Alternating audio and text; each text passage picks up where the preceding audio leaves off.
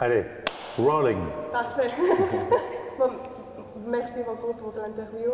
Ok. Et le film ouvre des débats autour de la difficulté de juger la complexité des relations humaines ou l'importance de se mettre dans la place de l'autre. Et donc, dans quelle mesure ces réflexions sont-elles importantes dans notre société? Elles sont importantes parce qu'on a tendance à ne plus se poser toutes ces questions. On a tendance à juger en vitesse, on a tendance à ne pas chercher la complexité des choses, on a tendance à vouloir aller trop vite tout le temps, et que c'est important de reposer les bonnes questions pour se rendre compte à quel point on ne peut pas juger en 2 secondes sur Internet, on ne peut pas juger en 2 secondes sur Twitter, sur Facebook, sur tout ça, que voilà pourquoi tout ça est important. Peut-être dans notre société actuelle, il n'y a pas trop d'empathie avec l'autre, d'empathiser, alors de juger, je veux dire. Parce qu'il n'y a pas de réflexion, parce qu'il faut aller vite, et aussi parce que c'est facile. En fait, sur ces réseaux sociaux, on juge, mais quand on juge, c'est qu'on se prend pour un juge. On a une grande morale. Tout d'un coup, derrière son ordinateur, c'est facile d'avoir des grandes idées, mais les choses sont bien plus complexes. Parfois, je suis étonné de voir à quel point les gens se défoulent sur les réseaux sociaux. Mais ils se défoulent pas forcément par haine de l'autre, mais parce que ça leur donne aussi à eux une impression de grandeur, une impression de savoir, alors qu'ils ne savent pas grand-chose. J'espère que ce n'est pas qu'une question d'empathie, mais souvent, l'empathie vient aussi avec la connaissance. L'empathie ne vient pas forcément comme ça d'un coup, mais on peut, en comprenant la complexité, on réalise l'existence de l'autre, quoi. Et à quel point avoir participé à ce film en tant qu'acteur ou réalisateur vous permet-il de prendre de l'auteur sur la situation dans le cadre d'une affaire réelle? Le fait d'avoir réfléchi, d'avoir fait le film? Pour moi, je réalise à quel point c'est difficile de juger, à quel point c'est difficile dans toutes les affaires. On a affaire... j'ai assisté par exemple pour le film à un procès pour viol, qui était bien plus simple que celui-là. C'était le cas d'un homme d'une 50aine d'années qui avait violé sa belle-fille, la fille de sa nouvelle femme. Et il le reconnaissait.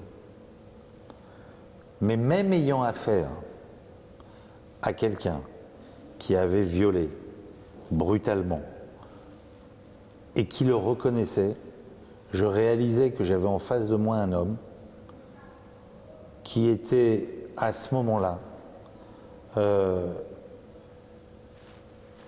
comment dire, à ce moment-là je pouvais avoir de l'empathie pour lui, même écoutant ce qu'il disait.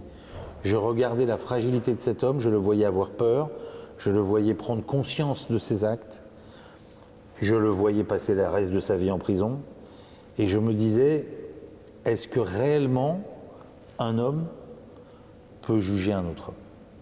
Est-ce que réellement on a le droit de dire tu vas passer le reste de ta vie en prison? Est-ce que la justice est comme ça une chose aussi mathématique? Tu as fait ça, tu mérites ça. Tu as fait ça, tu mérites ça. Il y a toujours des circonstances atténuantes. Je ne veux rien excuser, hein. Oui. Attention. Oui, je vous comprends. Voilà. Mais c'est très compliqué. On a affaire à des hommes et des femmes et c'est très compliqué de juger. Et à l'heure où dans certains débats, j'entends des sociétés pouvoir remettre en question la peine de mort, on se dit c'est pas possible. Comment on peut décider de la vie ou de la mort de quelqu'un, au sens propre comme au sens figuré?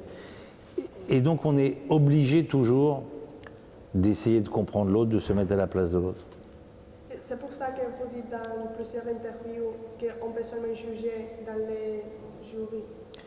Oui, parce que c'est le seul endroit où il y a du travail, de fait.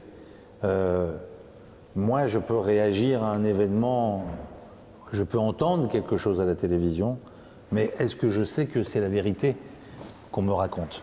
Il y a des problèmes politiques, des endroits du monde où il se passe des choses, mais je sens bien qu'il y a une propagande, je sens bien que la vérité n'est pas forcément là où on veut me faire croire qu'est la vérité. Ce n'est pas toujours le cas.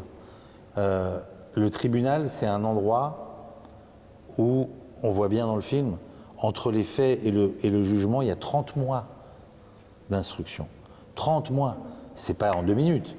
Et en plus, ceux qui jugent en 2 minutes n'ont pas la moitié des connaissances de ceux qui travaillent pendant 30 mois. Tu dois prendre le temps pour savoir toutes les informations. Exactement.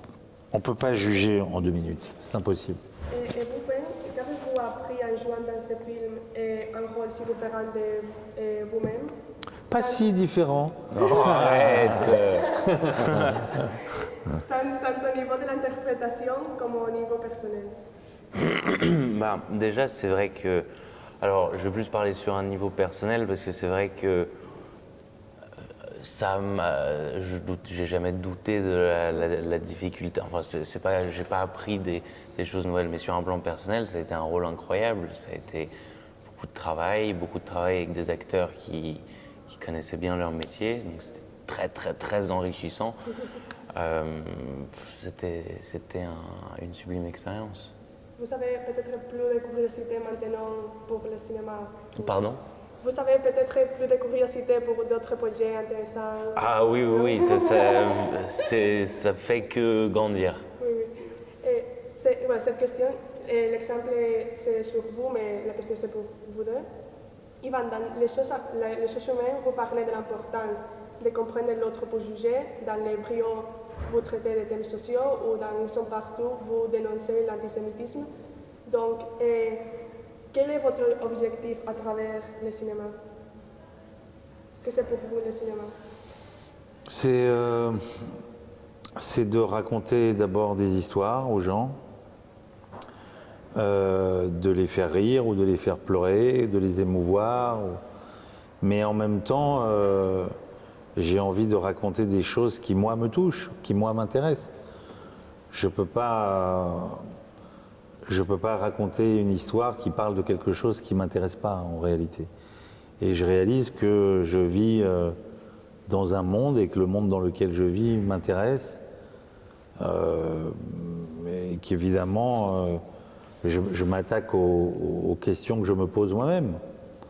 Mais en réalité, avant toute chose, j'ai envie de divertir les gens. J'ai envie de leur raconter des histoires qui les touchent. En tout cas, j'ai envie de les faire rire ou de les toucher ou de leur faire réfléchir. Voilà pourquoi je fais du cinéma. Si. Et maintenant avec vous, mais c'est des questions à une. C'est de quelles ressources dispose le cinéma et pas d'autres disciplines ou arts pour toucher le spectateur et le faire et lui transmettre les messages choisis.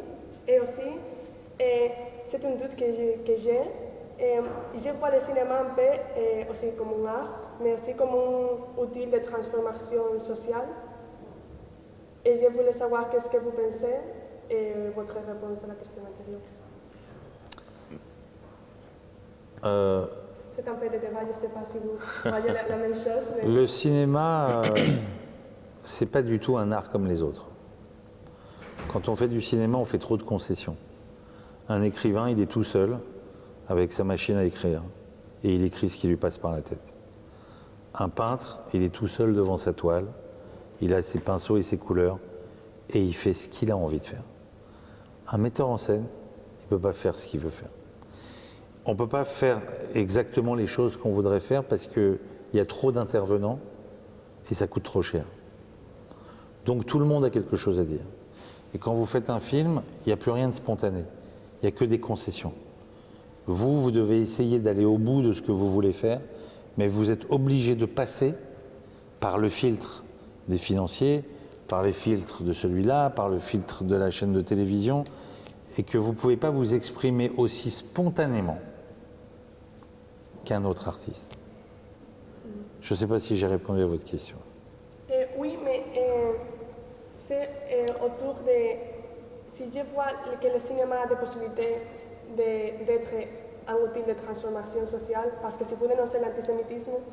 Mais, un écrivain fait pareil, un peintre fait pareil. Ah oui, oui, bien sûr. Toute forme d'art raconte quelque chose. Pas que le cinéma. Et qu'est-ce que pensez-vous? Moi, je pense que c'est vrai, mais c'est vrai que malheureusement, c'est un outil qui, j'ai l'impression, devient un peu moins puissant, parce que il y a beaucoup moins de gens qui vont au cinéma. J'ai l'impression que les gens ne sont pas intéressés forcément par les mêmes choses. Donc, mais je suis entièrement d'accord avec vous.